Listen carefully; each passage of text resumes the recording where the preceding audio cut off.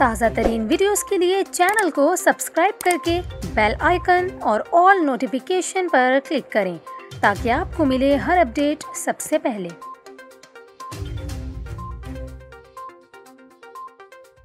और अभी आपको अहम खबर दें, तालीमी इदारों और तामीराती शोबे को बंद करने का फैसला किया गया है। आपको बताएं कि सरकारी मुलाजमीन को भी हिदायत जारी की गई है कि वो अपने घरों से काम करें।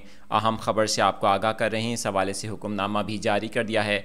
आपको बताएं कि भारतीय दारुल-हुकूमत नई दिल्ली से खबर है, जहाँ पर जहरीली स्मॉग की वजह से तालीमी इदारों और तामीराती शोबे को बंद करने की हिदायत जारी की गई हैं।